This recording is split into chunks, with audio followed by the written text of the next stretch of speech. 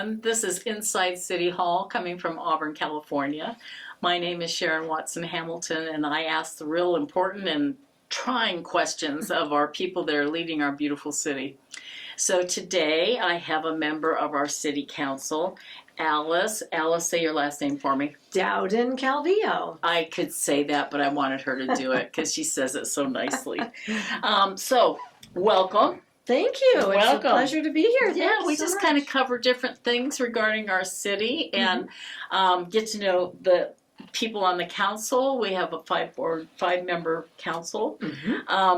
So it's just nice to interview everybody. Of course, and I used to talk with Sharon, who left us. I still hate you, Sharon. Oh my gosh, yes. At least he's not far away. I know, that's true. That's true. I appreciate that he's just a little yeah. in the same city. Yep. So, I've even caught him at the coffee shop. Oh yeah. So yeah. Anyway, welcome.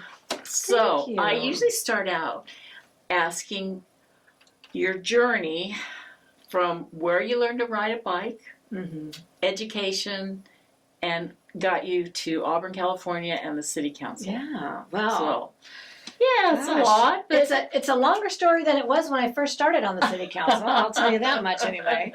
So I'm born and raised in Auburn. Okay, actually, my family came to the area in the 1850s, 1852. Nice. They settled out here. They were looking for gold. And didn't find much, so they went into agriculture. Okay. So, born and raised, went to Auburn schools, graduated from Placer High School. High school. Whoa, nice. Yeah, local girl. Greenville. And then I went to UC Davis for school. I got a degree in political science. I double majored, political science, public service, and in German. So German? Yes. Interesting. I did that because after I graduated from Placer High School, umpteen years ago, I won a Rotary scholarship to study abroad. I was an international exchange student with Rotary, our own Auburn Rotary here. Oh, how fun is that? And I studied in Switzerland. And in Switzerland, they speak German. So I figured when I came back that I would go ahead and continue my studies in German. So I just double majored at UC Davis. Nice. So, I think a second language is so important. And it's my weak link. I'll take a math project over language anytime. Well, Spanish was my language in high school. Yes. I did a little exchange in high school too. But having that year abroad in Switzerland, and I was able to pretty much test out a lower division. Nice. But I went to UC Davis, and when I guess it was probably my freshman year, I went in as an international relations major because I was going to be the next George Shultz. Only people of, you may not know, the millennials may not know who George Shultz was, but Secretary of State. Yeah. And I realized that there's only one Secretary of State. Maybe I need to rethink that. And I ended up changing it to political science, public service, which was focused on government. Okay. And I had this great opportunity. I went to work my third quarter of my freshman year for the California Department of Parks and Recreation. Oh, and they had this great position. It was for students that were attending four-year schools. And I landed my first job in public relations for the Department of Parks and Recreation. It was fabulous. We did marketing for parks. I wrote articles. I was hired specifically to work on the National Association of State Park Directors Conference, which California was hosting that year. Okay. But I ended up working for the State Department of Parks and Recreation in a variety of different positions all throughout the rest of my college time. Fun. So I did everything from planning to legislation. And my senior year, I was working for the legislative unit for the Department of Parks and Recreation. And I really got a taste of policy and politics. Right. And so after I graduated, and I became a civil servant, I got a state job, not with parks, but I started with the State Mining and Geology Board. Oh my gosh, girl. You're So, all over the place. well, that's just the beginning because I've done so many things. I worked for the State Mining and Geology Board. They regulated surface mining activities for a number of years. And then I took a little detour and I went over and worked for the State Department of Consumer Affairs and their legislative unit, working on legislative and policy. Oh. And then I took another detour The Republicans run control of the state assembly many, many years ago. There was a Right. very short time. Kurt Pringle was speaker, Oh, that and I was sounds actually recruited. So I was a civil servant doing my civil service job, and I was recruited because my department director had recommended me. They were looking for someone to come in as a senior consultant for one of the committees that dealt with consumer affair issues. I got the job. So I became the youngest female chief consultant in the state assembly back in like 1996 or something. It was a crazy Wow. time. So I was pretty young then, right? And that was a fabulous job. I mean, it was, before the internet, before phones. I mean, I had a pager, Right. I had to run to find a phone. But it was a fantastic job. As chief consultant to a committee, we looked at legislation, and we staffed the legislative committee that was comprised of both sides, the Republicans and Democrats, which I got along well with both sides, very, very well.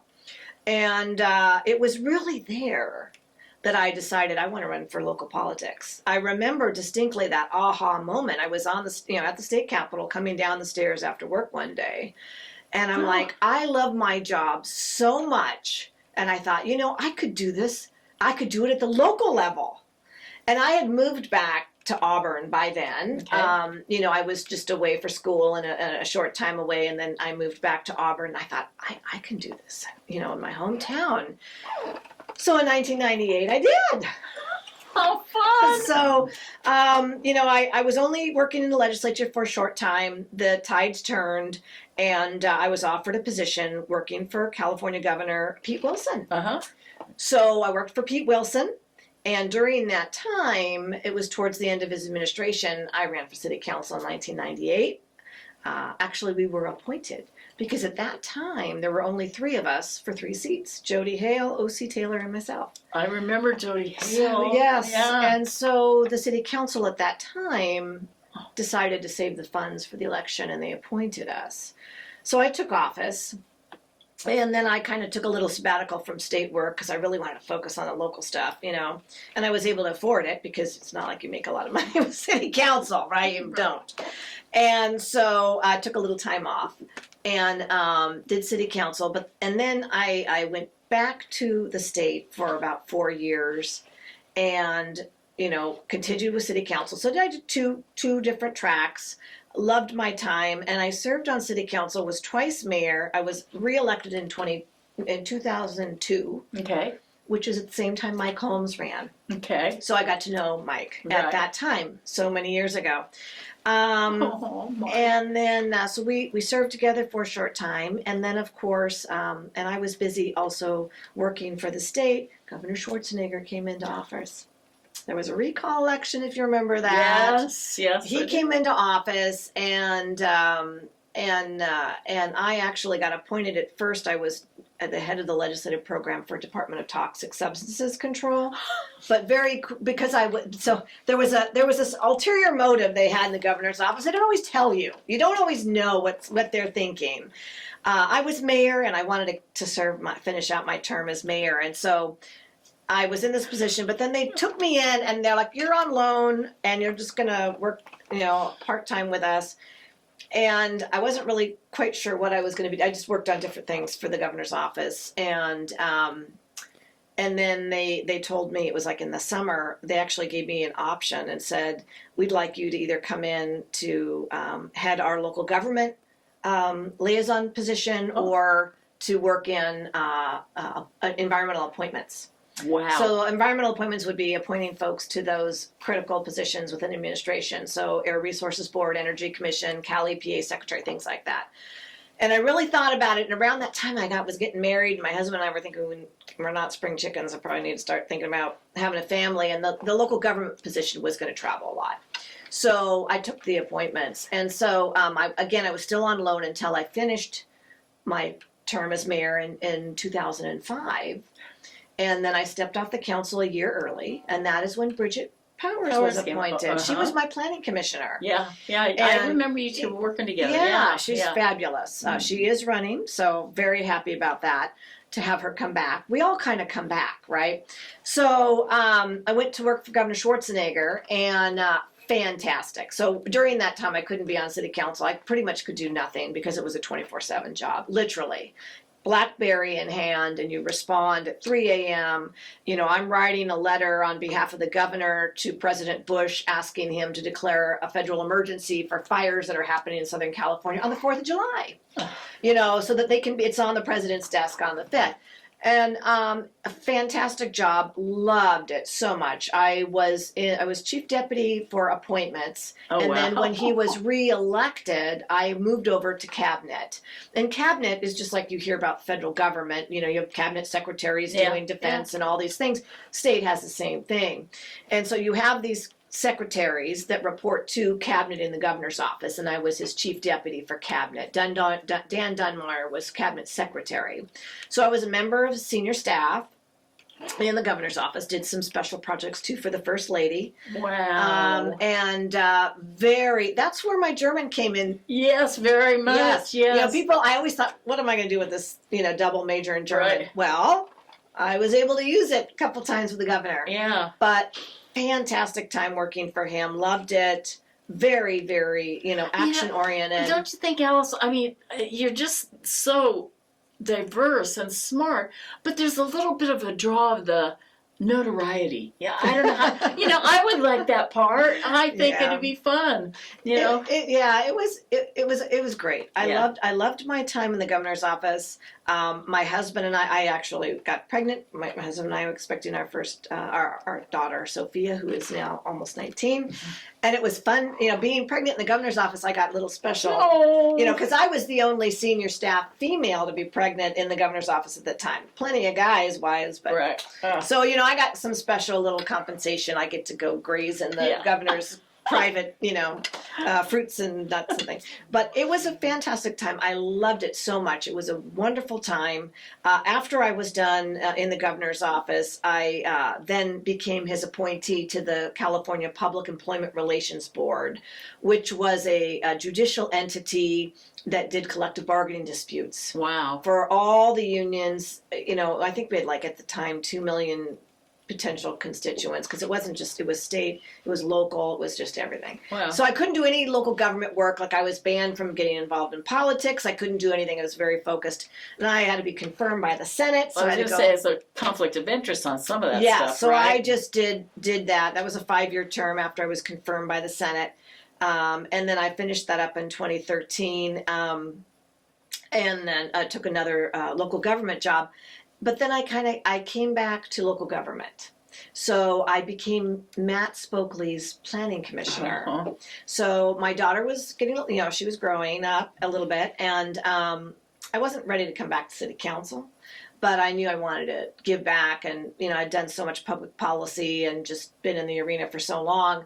So Matt appointed me as planning commissioner, and I became the chair for a number of years. I think I served 5 or 6 years before I decided to run for city council.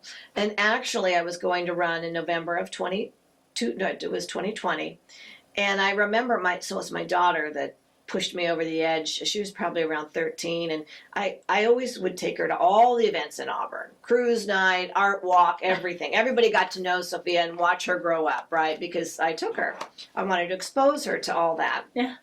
And, you know, I remember she was having breakfast. She says, "Mom," and people would always say to me, "You got to run for city council. We got to get you back on council. When are you going to run again?" And I'm like, well, you know, I'm on planning commission, and I want to be present in my daughter's life, and, you know, and she's like, "Mom, you have got to just run. You've got to do it. Everybody's depending on you." Aww, and it was just so sweet. And I'm like, okay, you know, it's going to take time for Mom. And she's like, "Mom, you have to do it." Aww. And so I did. So I was going to run in November of 2020. And of course, we had the untimely death of Bill Kirby. Yes. He passed away. And so I applied for that appointment and was appointed in May of 2020, and then ran in November of 2020. Gotcha. Was elected at that time. I served as mayor, and then I was reelected in 2024. So here I am in my 4th non-consecutive term on the Auburn City Council. Non-consecutive. So that's the long journey of me getting That's from a long journey. Yeah, but I've done a lot of things. So, yes, you have. Yeah. And you're local, so that's kind of fun. I am local. Yeah, Yes. that's fun. Yeah. That's that means a lot. you know, you I think can it does. bring tradition with you. Yeah. Yeah. Okay. Man, that's just so overwhelming. I don't know what to say. Sorry. Any of my questions now are pale. So I was just going to ask about. So we did Bill Kirby. You mentioned that, and we just lost Mike Holmes. We did. And we lost.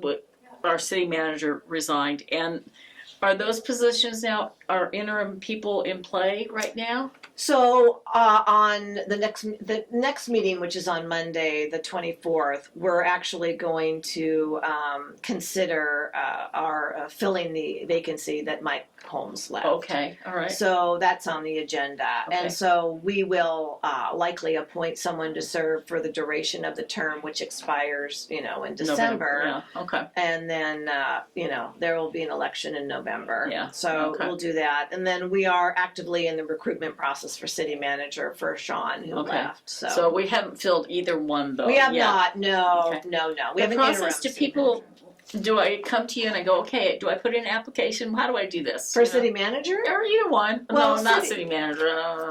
That's a big job.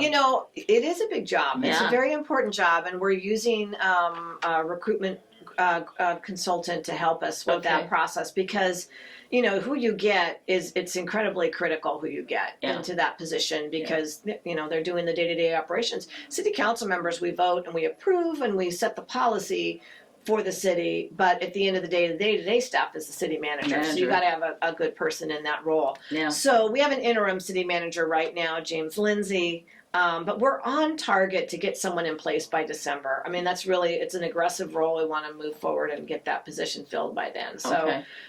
as far as the the position on the city council, there was a deadline to apply and a process for that. And Okay. so folks that were interested applied. And then, like I said, we'll be considering that on our agenda on Monday. Okay. Oh, it's a lot, and I know there's deadlines, and I'm Yeah. sure there deadlines to file to be Yes. on the ticket to Mhm. for reelection or election, and there's a lot to go into that. Yes, there's a whole process. yeah. So, Yeah. absolutely. And we want good people in there. Mhm. So it's it's kind of fun. Yeah. Now, specific committees, what are you on? Oh my gosh. I know. Well, just maybe let's take the top 3. Yeah, okay. I actually think I'm only on 4. I might Okay. be like on something else, like a liaison or something to something. But I am the city's appointee on Pioneer Community Energy. Okay. I've been on that board for 6 years, and I'm in my 5th year as chair of Okay. the board Okay. for Pioneer. So that has really been a huge passion of mine. And what's attracted me is that it's something very different. I've been in government now. I'm almost 40 years, right? I started working in May of 1987 in government, working for Parks. So it's almost 40 years now. And I've done so many things, but Pioneer and this whole issue of the Community Choice Act, I was new. So I'm like, ooh, I want to get into that because that's new. And it's been very rewarding, and I've loved it very much. I also sit on the Sacramento Area Council of Governments. Okay. It is a 6-region body that deals with transportation dollars from the state and federal government, essentially. Placer County is a hot ticket on that one. Yeah, so, Yeah. and SACOG has Placer County, Sacramento County, Yuba, Sutter, and El Dorado County, and Yolo County. Mhm. And then the cities within. So we're a big entity, I think 38 members on that board, and I'm Auburn's representative Right. on that board. And then, and I'm in leadership on that as well. I chair the Policy and Innovation Committee, and then I'm on the Strategic Planning Committee as well for SACOG. Then Do you there's, keep it all separate in different colored folders? I don't have different color folders, but I'd be doing it is, I will tell you that these committees, the third one would be the Placer County Transportation and Planning Agency. That authority, that committee is comprised of the county and then all the cities within the county, and we deal specifically with transportation at the county level. Okay. And so there's some crossover between SACOG and the Placer County Transportation and Planning, and so it's good to have the same person sit in that assignment. Right.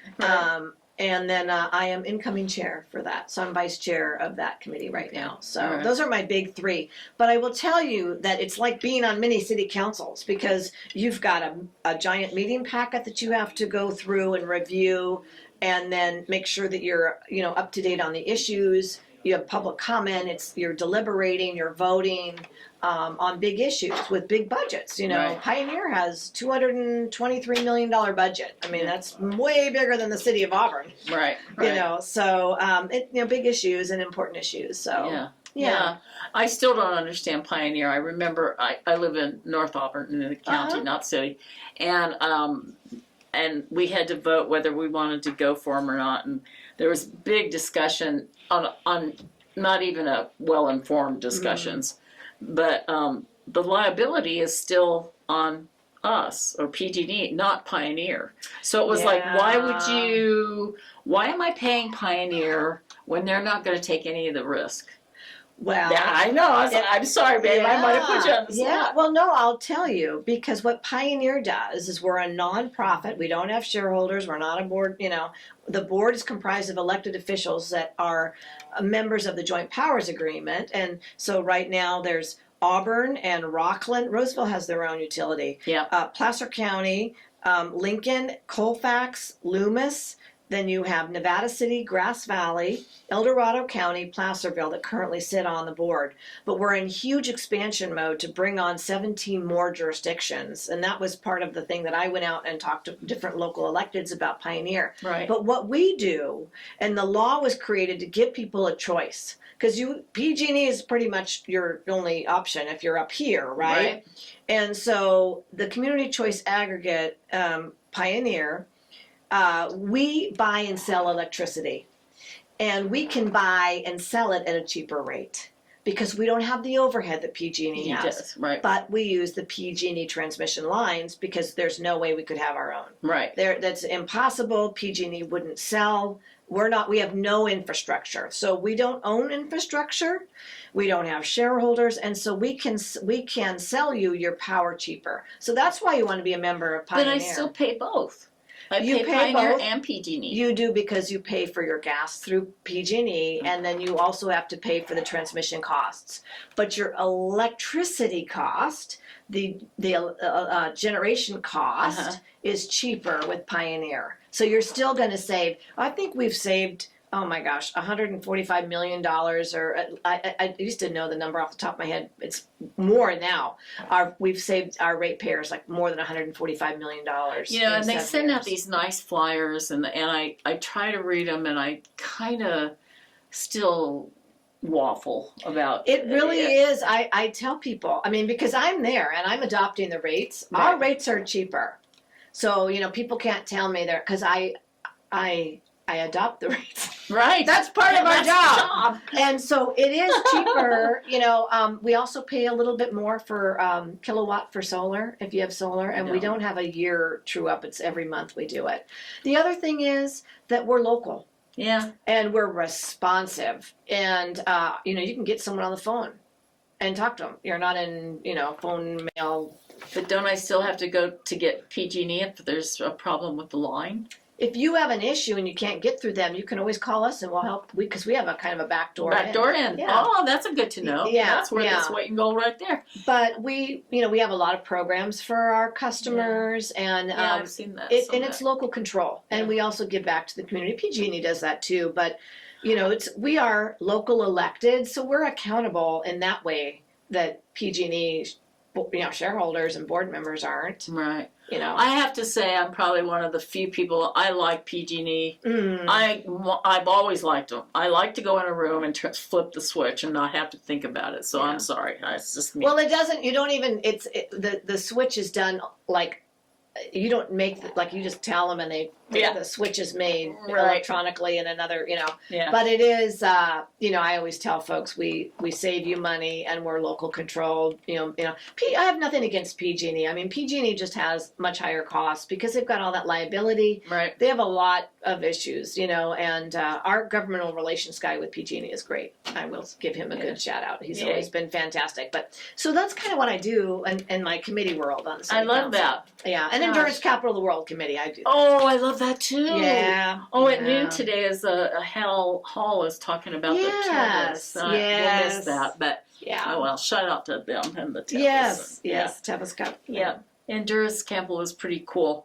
Yeah, we proclaimed that in Yeah. 03 when I was on city council Yeah. the first time, because I have a life in that arena too. So I used to ride endurance when I was a kid. Oh, is that right? Yeah. So I rode out there with Wendell Roby. Oh, He used to tell I was a kid, and he'd say, "Get out of the way, you kids!" You know, Yeah. and we'd get out of the way because Wendell Roby told us to get out of the way. Yeah, you get out of the You way. got it out, yeah. Okay. Oh, how fun though. Yeah. Let's see what else I wanted to talk about. Oh, that was so good.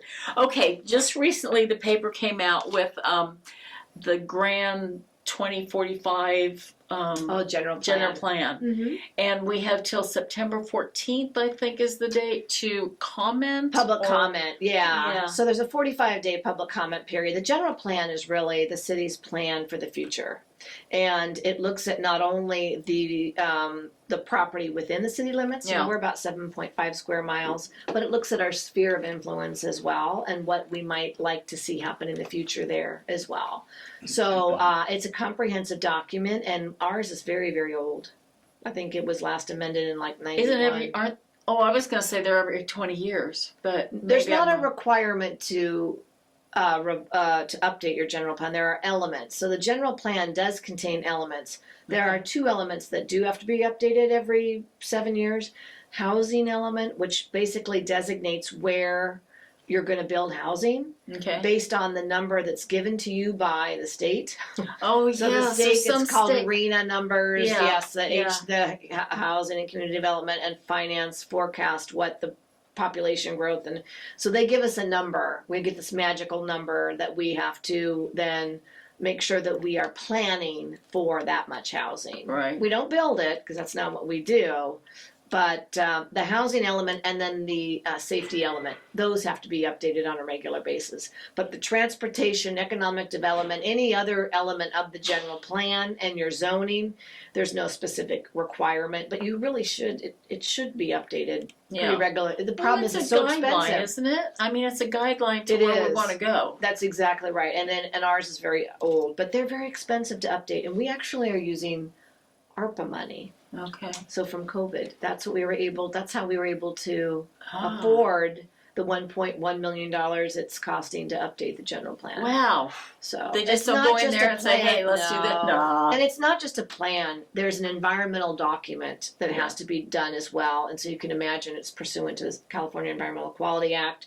So there's a lot of environmental work that's done in conjunction. Wow. So it's not just an easy peasy, let's do a plan. Right. Now, back in 1991, I think the council members and staff kind of had a plan.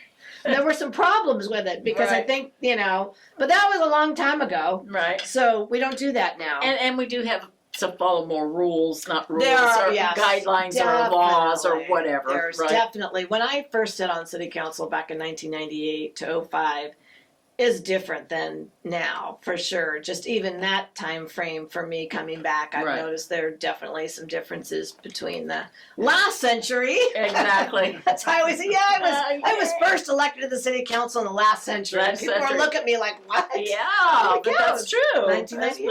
That's what Yeah. things do evolve, and sometimes I think we all get critical and criticized. Too many regulations, too many rules, too many this, that, the other thing. And yet, if you don't across the board take care of everybody on some level, that it's just not as easy as one thinks. No. For sure, it's for not. sure. It is not. So let's go to happier times. No, it's all good. It's all good. I love it. I love my work. I We're mean, real grateful to be here Yeah. too. I Absolutely. mean, Auburn and is a wonderful city. Yeah, we're very lucky. We have our challenges, but one other thing that I do that is I sit on the board of directors for the California League of Cities. And I do that on behalf of the Sacramento Valley division. So the League of Cities is divided into divisions, and Auburn is within the Sacramento Valley division. Okay. And I got involved in that on my own.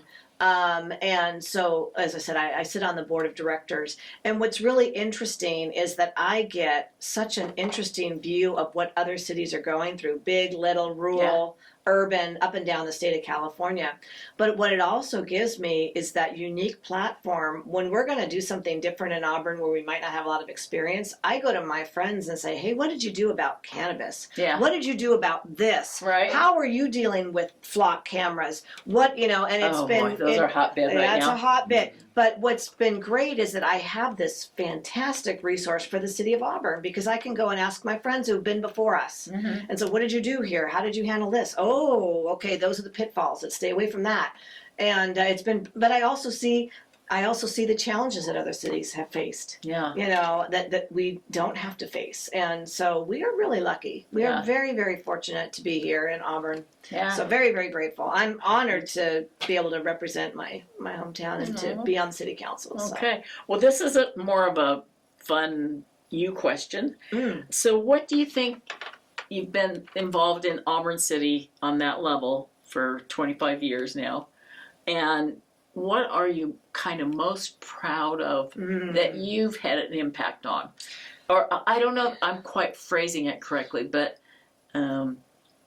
Yeah, you know, I have a couple of things. I mean, one thing that I'm proud of is that I do really work hard to broker compromise when you have controversial issues, whether it be where are they going to build the public restroom in Old Town. Remember, that was a huge issue. Yeah. And bringing everyone in the room. And a pretty piano is still out there. Okay. Well, now that's the downtown restroom, Right. But the Old Town, Old by the Town. firehouse. Okay, yeah. But really being able to, you know, on developments in South Auburn, you know, and when there was a lot of controversy, and working with the developer to address the issues of the neighborhood and making it a project that works for everybody. And, you know, having the 4.1 acres of open space there on Maidu with the, you know, you have the Southridge development, and there's that green space right across from the Maidu fire station.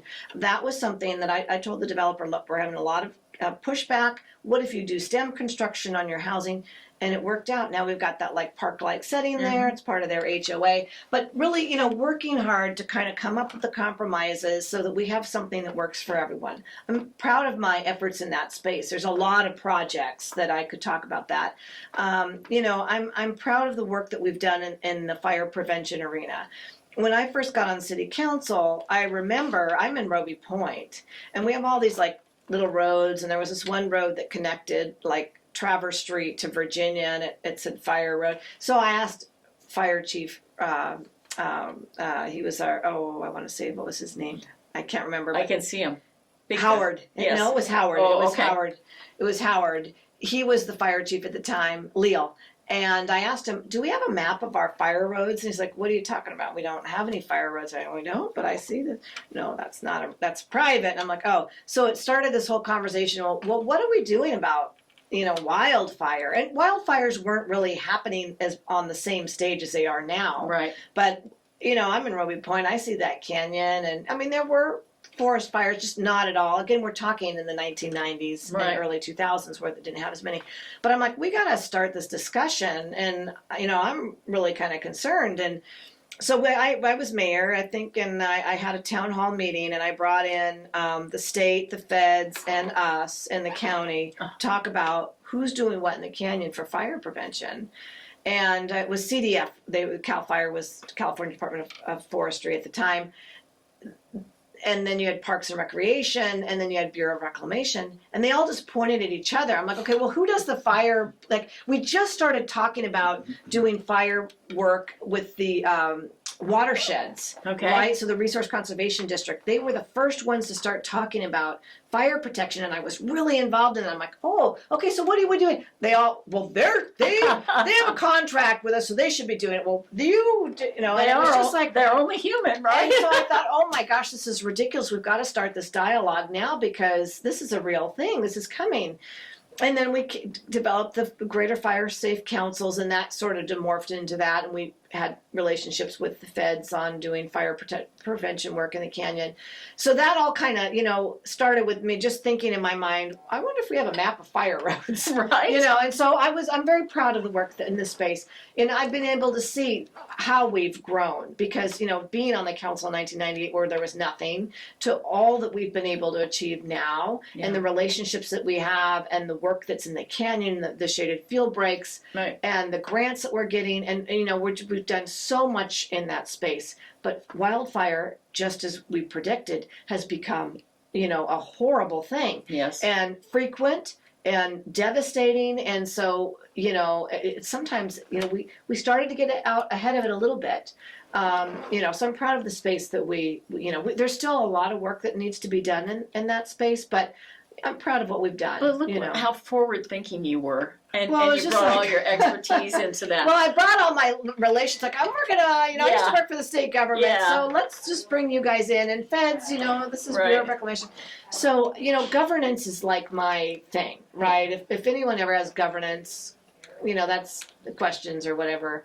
I like to say that's my fun thing. I love governance and figuring out how to make things work. Or at least be open to looking at it. It sounds like a few of those folks might not have been in there. I think they just weren't thinking about it. It was just kind of like it just didn't cross their mind. Right. And I'm like, well, why hasn't it crossed their mind? Because it's Auburn. It's concerning us. Right. And, we're talking about this from a watershed perspective, and so I've really done a lot in that space. I've gone to Washington, D.C. on multiple times as actually chair of Pioneer, because Pioneer wants to ensure that our forests are healthy. It's not just for electricity, but it's for hydroelectricity. Yes. And when fires burn, silt goes into the waterways, the reservoirs, it clogs the screens up. It's so it's water, it's water, it's electricity, it's everything, it's environment.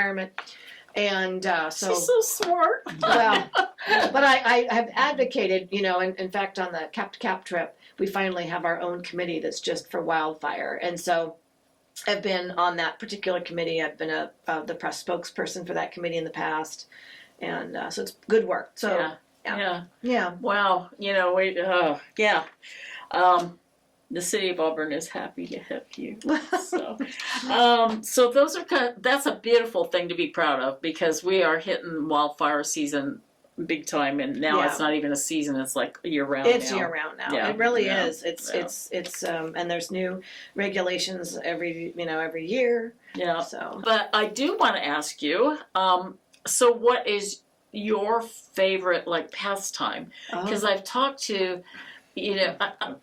Besides work, I mean, obviously you have tons on work. I don't have a lot of time to have any pastime. Is a cyclist, and Sandy was a runner and hiker. I think she's a hiker. Yeah. And so, what do you like to do? So, I'm a trail runner. I started in the endurance arena because I started riding my horse when I was 9. I did endurance riding, but then I traded my horse in for running shoes many years ago. But living in Roby Point and having access to the phenomenal trail system, of course, I'm a runner. Yeah. So I try to sneak in trail runs, several days a week. How nice. I usually just go out by myself because it's whenever it's like, I've got a moment. Yeah. I got an hour. We're going to do this right now. And I can get out and run. And so I do that. Oh, which, by the way, she's got pretty shoes on. She doesn't wear running shoes on. No, running shoes are out in the garage. They're full of dust and dirt. So I do enjoy trail running. I like to dabble in the garden if I don't have a lot of time to do that. I like to travel. How about your daughter? Is she a gardener? Does she take it up? She's not, a little bit. She loves plants, so she loves wildflowers and stuff like that. Right. But what my daughter has inherited from her mother is public service. Okay. So my daughter is the consummate volunteer. And so when she was in high school, I think she had 900 plus hours of volunteer time. Oh my gosh. And so she's like, that's in her blood, which my husband and I are incredibly proud of her. She is an incoming sophomore at Cal Berkeley, at UC Cal there, and studying political science and Chinese. And Chinese, even better. Yeah. Yeah. So she and I both really enjoy history. My husband is a history buff as well. But my daughter and I, love to visit museums and do things like that, especially locally. Fun. There's so much, and with our family having such deep roots here, right? It's really kind of fun. Yeah. But so she's we're just taking her back to school on Sunday actually. Oh, do you get sad? I bet you get sad. I do, but she's not far. You know, Berkeley really is not that far, and she is in. Oh, I don't know. You know, well, Roseville's too far anymore. My husband and I are so fortunate because she's in constant communication with us, you know, on a regular basis as an only child. And so, you know, we try to not bother her, but she'll like text little tidbits and things. And, you know, when we can go down and visit, we do. You know, it was really neat. It was fortuitous. We had a Cal City's board meeting in Berkeley last February. And so I was down there on the league, you know, we'd board meeting, and it was in Berkeley. And we have a dinner that's you can bring a +1, and so with all the electeds that are on the board, and then the local electeds. I brought my daughter because she's just right there, so she got to meet the mayor of Berkeley, who said, "Oh, we have internships," you know, and things of that nature. And I brought her to one other one that we went to, you know, to kind of expose her to electeds, and so she's interned for Cindy Gustafson this summer. Oh, is that right? I love Cindy. Yeah. Oh, cool. So she's. You know, I don't think she's going to do politics, maybe. She's going to do government. I have these grandiose ideas for her, you know, trade with the Chinese, with Mandarin, that she'll do something, you know, maybe in diplomacy, you know. That would be kind of thrilling and exciting and needed. Yeah. So that would be good. Yeah. In fact, that brings me back to one quick question, and then we'll wrap it up. But Alice, you mentioned early on how you interned for Parks and Rec, right? Yeah, it was a student job. It wasn't. So how did you hear about that? You know, it was very interesting. So I changed my major from international relations to political science public service. Okay. And that particular major at Davis at the time required 2 quarters of internship or a state, you know, job. And then you had to write a senior thesis, right? So it required that. So I'm like, well, what am I going to get? And I looked at these state jobs, and they had these state jobs. I mean, so it was really kind of through UC Davis. Had a listing of these. They're called student assistant positions. Okay. So they were an actual state job. Okay. I actually contributed to PERS. Okay. I didn't want to. I will leave that to my dad. My dad kept saying, "You got to do it." I'm 20. I don't want to contribute to retirement. I'm 20. I want the money. Yeah. But I did it, and that has helped me. Yeah. That has definitely helped me. So it was a state job. I don't even know if they have them anymore, but it was tailored for the student that was attending a 4-year university. They had a salary system for them, and you were limited in how many hours you could actually work. But it was required, and they actually gave you a list, so it wasn't something. Yeah, it was required, but I could have gotten an internship or anything anywhere, but it had to have been in some kind of like a government something. Yeah. And so they just had a listing of everything, and that sounded interesting to me. Yeah. And so I applied. I mean, I had to apply. I didn't just Right. No, I know. Yeah. So. But I always wonder where that starting point is. Yeah. I look back, and I always worked and went to school part-time, and it was like, I don't remember those opportunities. I guess I just ran out and went to work. You know, it was like, so I'm so grateful that the schools, you know, kind of offer now they demand have, and stuff. Now the UC system has an elaborate system. You know, just kind of going through it with my daughter. You know, now 30 years later.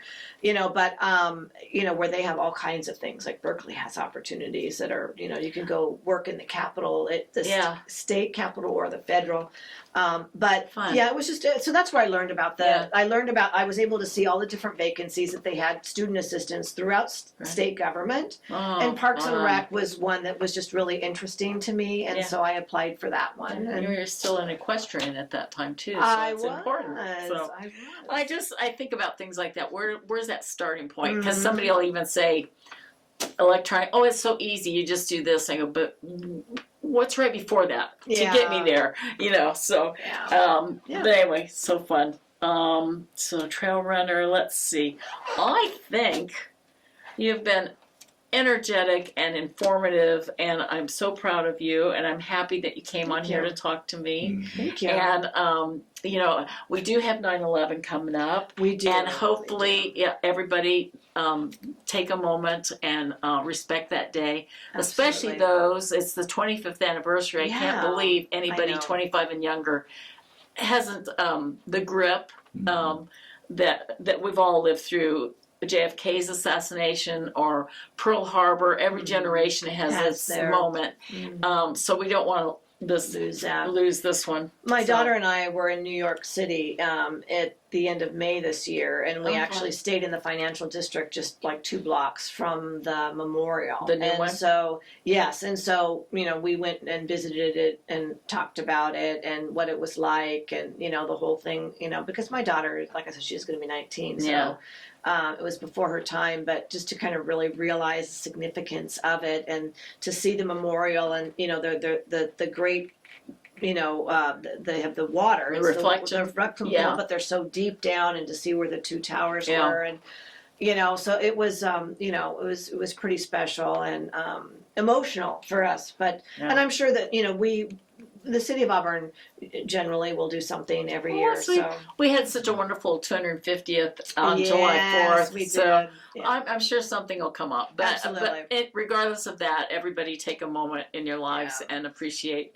what happened on that day 25 years ago, or where you were. So I was mayor of Auburn. Oh, I was on my way to work and heard it. Phil and I were talking a little earlier, and I was on my way to work, and they mentioned it on the radio, and I go, it didn't click. I'm not from New York. The Twin Towers, I don't, And then as soon as you saw it, it was like, oh yeah. It was pretty crazy. It was really heroic. It was awful. Yeah, awful. It was awful. But we are resilient, and we learn things. We grow. Do. And as long as we can keep on honoring those who sacrifice so That's much. Right. I think that almost 3,000 people lost their lives. Almost. Yeah. So, and I was part of the Placer Consolidated Fire Board at that time, and I loved my firemen. And anyway, so everybody take care of each other, be kind to one another, honor on 9/11. Thank you, Alice, for being part of our little show. My pleasure. I loved it. Thank you for inviting me. Oh no, I loved it. It was just great. Thank you. So, and Sean, I still hate you. All right, take care, everybody. Bye. Thank you.